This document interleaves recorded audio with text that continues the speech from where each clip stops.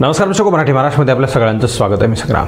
गोपीनाथ मुंडे यांनी महाराष्ट्रामध्ये भारतीय जनता पार्टी वाढवली आणि गावागावामध्ये खेडोपाडी लोकांना भारतीय जनता पार्टी काय, कमळ काय या सगळ्या गोष्टी कळाल्या. हे नेहमी भारतीय जनता पार्टीच्या ज्येष्ठ नेत्यांनी आणि त्यांच्या राजकीय वारसांनी म्हणजे पंकजा मुंडे, प्रीतम मुंडे यांनी नेहमी लोकांना पटवून दिलेलं आहे. खरं तर गोपीनाथ मुंडेंनी पक्ष वाढवला आणि पक्षाचं बळ वाढवलं. गोपीनाथ मुंडे यांच्या जाण्यानंतर भारतीय जनता पार्टीमधल्या नेत्यांनी महाराष्ट्रामध्ये पक्ष वाढवला आहे का, तर वाढवलेला आहे. मात्र गोपीनाथ मुंडेंनी जसा वाढवला तसा वाढवला नाही असं इथं नेहमी पंकजा मुंडे यांनी बोलून दाखवलेलं आहे. खरं तर पंकजा मुंडे या भारतीय जनता पार्टीच्या राष्ट्रीय सचिव आहेत आणि त्यांच्याकडे फार मोठी जबाबदारी महाराष्ट्राची सुद्धा आहे आणि महाराष्ट्रामध्ये पक्ष वाढवणं हे त्यांचं सुद्धा काम आहे. अलीकडच्या काळामध्ये भारतीय जनता पार्टी महाराष्ट्रामधून हद्दपार करण्याचा जो आहे तो विडा इथं महाविकास आघाडीच्या लोकांनी उचललेला आहे आणि अशा पडतीच्या काळामध्ये भारतीय जनता पार्टीकडून नेहमी पंकजा मुंडेंना कशा प्रकारे डावलण्यात आलं, कशा प्रकारे त्यांना सत्तेपासून दूर ठेवण्यात आलं, अशा प्रकारचा नेहमी आरोप लावत पंकजा मुंडे यांचे समर्थक किंवा मग पंकजा मुंडे यांनी स्वतः भारतीय जनता पार्टीच्या पक्षवाढीकडे जे आहे ते दुर्लक्ष केलेलं आहे. मी नेहमी सांगत आलेलो आहे की पंकजा मुंडेंकडून भारतीय जनता पार्टीला वेळ देण्यात आलेला नाही. त्यांनी मागच्या काळामध्ये चक्क 2-2 महिने जे आहे ते पक्षाचं कामकाज सगळं सोडून जे आहे त्या ऑफलाईन राहिलेले आहेत. हा फार जुना विषय आहे. एकीकडे पंकजा मुंडे यांच्याकडे राष्ट्रीय पद आहे तर दुसरीकडे पक्षवाढीसाठी काय केलं जातंय याबाबत कुठल्याही प्रकारचे ठोस काही निर्णय जे आहे ते घेतलेले आपल्याला पाहायला मिळत नाहीत. इतर ठिकाणचं आपण सोडून देऊयात, मात्र बीड जिल्ह्यामध्येच भारतीय जनता पार्टी हद्दपार होत असल्याचं आपल्याला पाहायला मिळतं आहे. भारतीय जनता पार्टीला 2 जागा या ठिकाणी विधानसभेला मिळालेल्या आहेत. एक केज आणि दुसरी आष्टी. आता आष्टी पाटोदा शिरूर विधानसभा मतदारसंघामध्ये सुरेश धस यांना उमेदवारी दिली खरी, मात्र सुरेश धस यांना निवडून आणण्यासाठी काय नेमके भारतीय जनता पार्टीनं आणि पंकजा मुंडे यांनी प्रयत्न केलेत यावर प्रश्नचिन्ह उपस्थित झालेलं आहे. कारण सगळी परिस्थिती तशी निर्माण झालेली आहे. पंकजा मुंडेंनी सुरेश धसांच्या समर्थनामध्ये सभा घेतल्या, मात्र पंकजा मुंडेंकडून जाहीर संदेश, प्रत्यक्ष संदेश देण्यात आलेला नसल्याची चर्चा आहे. तशा बातम्या वर्तमानपत्रामध्ये छापून आलेल्या आहेत. तर हे सगळं नेमकं का घडलंय किंवा मग काय घडलंय पुढच्या काही मिनिटांमध्ये समजून घेणार आहोत. सुरेश धस यांना महायुतीची उमेदवारी मिळाली, म्हणजे भारतीय जनता पार्टीची उमेदवारी मिळाली खरी. खरं तर सुरेश धस यांना फार उशिरा जे आहे ती उमेदवारी या ठिकाणी जाहीर झालेली आहे. कारण तिकडं आजवे म्हणजे अजित पवार गटाकडून सुद्धा जागा मागितली जात होती. इकडं भीमराव धोंडे सुद्धा त्या ठिकाणी लॉबिंग करत होते, सुरेश धस सुद्धा मागणी करत होते. मात्र फार उशिरा उमेदवारी सुरेश धसांना या ठिकाणची मिळाली. त्या अगोदर भीमराव धोंडे हे तिकडे लॉबिंग करत असतानाच त्यांनी अचानक उमेदवारी अर्जसुद्धा दाखल केला आणि उमेदवारी अर्ज दाखल केला, आपण निवडणुकीतून माघार घेणार नाही आहोत हे फार पूर्वी स्पष्ट केलं. म्हणजे उमेदवारी जाहीर होण्याच्या अगोदर त्यांनी आपण निवडणुकीतून माघार घेणारच नाही आहोत असं या ठिकाणी सांगण्यात आलेलं आहे. खरं तर ही बंडखोरी आहे आणि बंडखोरी उमेदवारी जाहीर व्हायच्या अगोदर करण्यात आलेली आहे. म्हणजे याचा अर्थ असा होऊ शकतो की स्थानिकच्या नेतृत्वाकडून त्यांना बळ दिलं गेलं आहे असं म्हणता येऊ शकतं. तशा प्रकारचा संशय या ठिकाणी निर्माण झालेला आहे. खरं तर सुरेश धस यांना उमेदवारी मिळाल्यानंतर पंकजा मुंडे यांच्या समर्थकांचं आणि भारतीय जनता पार्टीच्या पदाधिकाऱ्यांचं काम असं होतं की त्यांनी सुरेश धसांचं काम करणं गरजेचं होतं. मात्र आष्टी पाटोदा शिरूर मतदारसंघामधले काही पंकजा मुंडे यांचे समर्थक असलेले काही आजी माजी पदाधिकारी आहेत, मग ते जिल्हा परिषदेचे असतील, पंचायत समितीचे असतील किंवा मग इतर पक्षावरच्या बॉडीवरचे असतील, हे सर्व लोक पंकजा मुंडे यांना मानणारे हे सुरेश धसांच्या विरोधामध्ये जाऊन भीमराव धोंडेंचा प्रचार करत होते. अशी सगळी सध्याची परिस्थिती आहे. त्यामुळे भीमराव धोंडे यांचा प्रचार झालाय खरा, तर दुसरीकडं बंडखोरी केलेली असताना सुद्धा भीमराव धोंडेंना पक्षाचे पदाधिकारी याहीपेक्षा वेगळं सांगायचं झालं तर पंकजा मुंडेंचे फार कट्टर समर्थक असलेले हे सुद्धा भीमराव धोंडेंचा प्रचार शेवटच्या मतदानाच्या दिवसापर्यंत करत होते. हे अत्यंत दुर्दैवी सगळी गोष्ट जी आहे ते भारतीय जनता पार्टीच्या पक्षासाठी आहे. एकीकडे पंकजा मुंडे या पक्षवाढीच्या गोष्टी करत असताना दुसरीकडे आपल्याकडं राष्ट्रीय पद असताना सुद्धा पक्षाचा उमेदवार निवडून आणण्याची सगळी जबाबदारी असताना त्या कुठेतरी बंडखोर उमेदवाराला निवडून आणण्याचा प्रयत्न करत होत्या का, अशी सुद्धा चर्चा आजपर्यंत मतदारसंघामध्ये होत्या. गेल्या काही दिवसांपासून बातम्या छापून येत होता की सुरेश धस यांचा पत्ता कट होणार आहे. सुरेश धस यांचा पत्ता भीमराव धोंडे करतील, कारण पंकजा मुंडे यांचे समर्थक तिथला ओबीसी हा पूर्णपणे भीमराव धोंडेंच्या पाठीमागे गेलेला आहे। पंकजा मुंडेंचे समर्थक असलेले भारतीय जनता पार्टीचे काही पदाधिकारी आहेत, ते सुरेश धसांच्या विरोधामध्ये भीमराव धोंडेंचा गावोगावी खेडोपाडी जाऊन डोर टू डोर जाऊन प्रचार करतायत आणि त्यामुळे सुरेश धस यांचं सीट धोक्यात आहे असं बोललं जात होतं आणि अजूनही धोक्यात आहे। सुरेश धस निवडून येतील की नाही याची काहीही शाश्वती नाही, कारण सुरेश धस यांनी जिल्हा परिषदेच्या वेळेला त्या ठिकाणी जिल्हा परिषद अध्यक्ष करत असताना त्या ठिकाणी त्यांच्याकडे असलेले काही सदस्य हे पंकजा मुंडेंना देऊन त्यांनी त्यांच्या वतीचा जिल्हा परिषद अध्यक्ष केलेला होता आणि त्यामुळे तिथं मराठा समाजाचा रोष सुद्धा सुरेश धसांना ओढावून घ्यावा लागला होता। तिकडे मराठा आरक्षणाच्या बाबतीमध्ये सुद्धा सभागृहामध्ये ठोस भूमिका मांडून सुरेश धसांनी काही तिथल्या समाजाची नाराजी ओढावून घेतलेली आहे। खरं तर सलोखा आणि राजकारण या सगळ्या गोष्टी दोन्ही इक्वल ठेवण्याचं काम सुरेश धसांनी केलं होतं, मात्र या सगळ्या गोष्टी त्यांना जमल्यात की नाही हे आता उद्याच्याला कळेल। उद्याच्याला निर्णय लागणार आहे खरा, मात्र एकीकडं पक्षाची भूमिका, एकीकडं पक्षाचं पद, एकीकडं पक्षाचा उमेदवार हा निवडून आणायचा सोडून आपले समर्थक कुठे काय करतात असा सवाल त्यांनी कधीही विचारला नाही।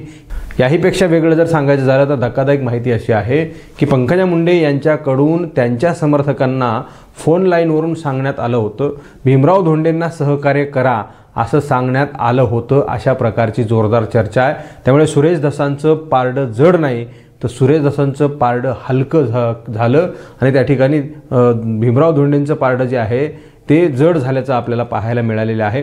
ही सगळी जी आहे ते आष्टी पाटोदा शिरूर विधानसभा मतदारसंघाची परिस्थिती आहे।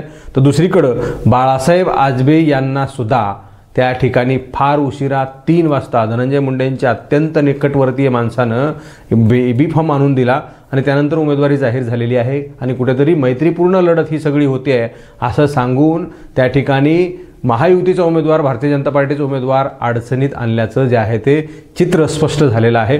ही सगळी परिस्थिती कोणामुळे निर्माण झाली आहे तर मुंडेंमुळे निर्माण झालेली आहे, पंकजा मुंडेंमुळे निर्माण झालेली आहे असं म्हणणं अजिबात चुकीचं ठरणार नाही। त्यामुळे मी सुरुवातीला तुम्हाला सांगितलं की गोपीनाथ मुंडेंनी महाराष्ट्रामध्ये भारतीय जनता पार्टी आणली, रुजवली, वाढवली आणि ती भारतीय जनता पार्टी त्यांच्याच घरामधले त्यांचेच राजकीय वंशज असलेले पंकजा मुंडे हे भारतीय जनता पार्टी संपवायला निघालेले आहेत का काय असं आता वाटायला लागलेलं आहे। कारण एकमेव जागा असलेली सुरेश धस आणि दुसरी असलेली केसची जागासुद्धा धोक्यामध्ये आहे। त्या ठिकाणी नमिता मुंदडा यांना सुद्धा अप्रत्यक्षपणे त्यांच्या विरोधकांना कुणीतरी सहकार्य केलेले आहे अशी ही कुजबूज त्या ठिकाणी होते। त्यामुळे नमिता मुंदडा यांची सुद्धा शाश्वती नाही, तर दुसरीकडे सुरेश धसांची सुद्धा नाही आहे। म्हणजे एकीकडे पंकजा मुंडे यांचं गाणं नेहमी लोकसभेपासून वाजत होतं की पंकजाताई बाग फुलवते बीजेपीच्या कमळाची, मात्र इथं कमळ जे आहे ते उद्ध्वस्त झाल्याचं आपल्याला पाहायला मिळालेलं आहे।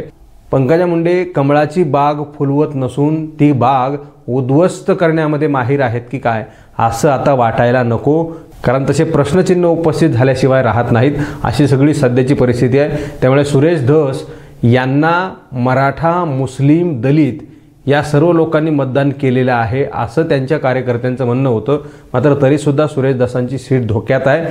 पंकजा मुंडे यांचे काही व्हिडिओ सोशल मीडियावर व्हायरल होत आहेत ज्यामध्ये पंकजा मुंडे भाषणामध्ये बोलत असताना सांगतात की आता माझे कार्यकर्ते इथं आलेले आहेत आणि ते तुमच्या कामाला लागतील। 2 दिवस अगोदर कड्याला सभा घेतली आणि तिथून सांगत होते की आता कामाला लागा, तयारीला लागा आणि त्या ठिकाणी व्हिडिओमध्ये डोळे असं मिचकवून सांगत होत्या असं सुद्धा त्या व्हिडिओमध्ये सांगण्यात आलेलं आहे। तशा प्रकारचा व्हिडिओ व्हायरल होतोय। तर दुसरा जो व्हिडिओ आहे तो गळ्यामधला बीजेपीचा गमजा असा खाली पडतो, पंकजा मुंडे उचलत सुद्धा नाहीत, त्या तिथलाच त्यांचा एक सुरक्षा रक्षक जो आहे तो गमजा उचलून ठेवतो, पुन्हा गळ्यात घालत नाहीत आणि त्या ठिकाणी सुरेश धस यांना निवडून द्या असं प्रत्यक्षात सांगत नाहीत असं म्हणत तिथल्या सुरेश धसांच्या समर्थकांकडून जे आहे ते त्या ठिकाणी नाराजी व्यक्त करण्यात येत होती। पंकजा मुंडे यांनी स्पष्ट आदेश दिला नसल्यामुळे त्या ठिकाणी सुरेश धसांचा पराभव होऊ शकतो असं सुद्धा बोललं जाते।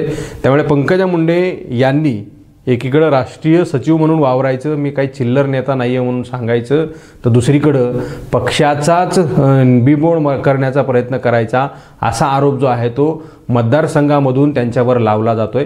अशी सगळी सध्याची परिस्थिती आहे। ते व्हिडिओ नेमके कसे होते पंकजा मुंडेंचे पुढच्या काही सेकंदांमध्ये पाहूयात। राष्ट्रीय पक्ष जोक नाही आहे, गंमत नाही आहे आणि आलेत ना आमचे सगळे इथे, हो विजूभाऊ पायामुळे खाली बसलेत, लागा काम करा उद्यापासून, आजपासून कामाला लागा. मला आता इथलं माहित नाही की काय झालं, तिकीट पहिल्या ह्याच्यात झालं नाही झालं, आता झालं गेलं, गंगेला मिळालं तिकीट, झालं मतदान, आलं उद्या तोंडावर. मी काय जिल्हा परिषदची नेता आहे काय? आणि मी काही चिल्लर नेता नाही ना. स्वतः उमेदवारांनी सांगितलंय, धोंडे साहेबांनी, ते मला आधीच ताईंनी सांगितलं होतं तुम्हाला तिकीट नाही, त्यांनी सांगितलंय. त्यामुळं काय आता त्यांच्याकडे काही लोक असणारच आहेत, ते आधी जोडलेले आहेत त्यांना. तरी आता आम्ही आमचे कामाला लावले. तुमची स्वतःची शक्ती आहे, त्यात पुन्हा माझे इथे लोक कामाला लागलेत. काय पाहिजे आपल्याला? आता मी काय कमी शक्तिशाली होते? या वाष्टी मतदारसंघात मुंडे साहेबांना पण 40-40 हजाराची लीड मिळालेली, आता मला 32 हजाराची लीड मिळाली. एक 10-5 हजार कमी जास्त नसते झाले तर आपली सीट लागलीच होती. 5-10 हजार परळीमध्ये 10-5 हजार इथं वाढले असते तर आम्हाला कळत होतं की गेवराईमध्ये आष्टीमध्ये वेगळी परिस्थिती आहे. पण आता तो त्याच्यापेक्षा जास्त महिन्याला दिले. आणि आता तर उपमुख्यमंत्र्यांनी जाहीर केलंय की येणाऱ्या काळामध्ये आम्ही 2100 रुपये महिलांना देऊ. आणि आघाडीवाले काय म्हणतात 3000 देऊ, 5000 देऊ. पण ठीक आहे, जे झालं त्या दिवशी जाहीर झालं, त्यांनी फॉर्म भरला, आता ते उमेदवार आहेत आणि येणाऱ्या 20 तारखेला मतदान आहे. मी विनंती करताय तुम्ही सर्वजण मोठ्या मनाने मोठ्या मतांनी त्यांना विजयी करा, त्यांच्या पाठीमागे आपली शक्ती उभी करा, एवढेच विनंती करते आणि माझ्या वाणीला विराम देते. जय हिंद. माझ्या वाणीला विराम देते. जय हिंद. माझ्या वाणीला विराम देते. जय हिंद. जय महाराष्ट्र. तर अशा प्रकारचे ही व्हिडिओ होते, जिकडं परळीला सुद्धा घड्याळ काढून ठेवण्याचा जो व्हिडिओ आम्हाला पाहायला मिळाला, तशाच प्रकारचा हा डोळे मिचकवण्याचा हा प्रकार आहे की काय असं सुद्धा वाटायला लागलेलं आहे. कामाला लागा, पुढच्या आज कामाला लागा, उद्या कामाला लागा असं म्हणून त्यांचे कोणते विजूभाऊ त्या ठिकाणी होते, मला वाटतं ते विजय गोलार असू शकतात, ते सुरेश दसांसोबत कधीही आले नाही. आले कालच्या सभेला, मात्र ते पायामुळे वरती आले नाहीत असं स्वतः पंकजा मुंडे यांनी म्हटलं. मात्र सुरेश दसांच्या विरोधामध्ये ते कुठेतरी प्रचार करत होते असं तिथल्या कार्यकर्त्यांचं म्हणणं आहे, तसा त्यांचा आरोप आहे. भीमराव धोंडेंच्या पाठीमागं पंकजा मुंडे यांना मानणारा वर्ग सगळा होता आणि भीमराव धोंडे यांनाच निवडून त्यांना द्यायचं होतं, अशा प्रकारचा आरोप त्या ठिकाणी लावला जातोय. त्यामुळे सुरेश धस उद्या पराभूत होतील की विजयी होतील माहीत नाही. आणि जरी झालेच तर सुरेश धस हे त्यांच्या स्वबळावर निवडून येतील किंवा मग स्वबळावर निवडून आलेले असतील असं म्हणायला काहीही हरकत नाही. कारण जी ताकद पंकजा मुंडे यांनी त्यांच्या पाठीमागं त्यांच्या वतीनं भारतीय जनता पार्टीच्या पक्षाच्या वतीनं लावायला हवी होती, ती लावलेली नाही, सध्या तरी स्पष्ट झालेलं आहे. त्यामुळे वातावरण सुद्धा तशाच पद्धतीचं आहे. भीमराव धोंडे आणि सुरेश दसांमध्ये टक्कर झाली, तिकडं आजबेंना इकडं धनंजय मुंडेंकडून उभा करण्यात आलेला आहे असा सुद्धा आरोप त्यांच्यावर लावला जातोय. पहाटेच्या 3 वाजता त्यांना हा बी फॉर्म देण्यात आला. धनंजय मुंडेंच्या निकटवर्ती यांनी हा बी फॉर्म आणून दिला. म्हणजे काय तर भारतीय जनता पार्टीच्या या उमेदवाराला चौकडून घेरण्यात आलं होतं. आणि अशा सगळ्या परिस्थितीमधून सुरेश धस बाहेर निघतात का हे सुद्धा आता पाहावं लागणार आहे. आणि जर नाहीच निघले तर त्याला जबाबदार भारतीय जनता पार्टीचे राष्ट्रीय सचिव असतील किंवा मग मित्रपक्ष असतील असं म्हणायला हरकत नाही. आणि जर सुरेश धस त्यातूनही निघून मुसंडी मारून बाहेर निघले तर सुरेश धस हे स्वबळावर निवडून आलेले आहेत असं म्हणता येऊ शकतं. अशी सगळी सध्याची परिस्थिती आहे. मित्रांनो, तुम्हाला काय वाटतं तुम्ही कॉमेंट बॉक्समध्ये प्रतिक्रिया द्या. हा व्हिडिओ तुम्हाला आवडला असेल तर जास्तीत जास्त शेअर करा. चॅनलवर तुम्ही नवीन असाल तर चॅनल सबस्क्राईब करा, बेल आयकॉन प्रेस करा.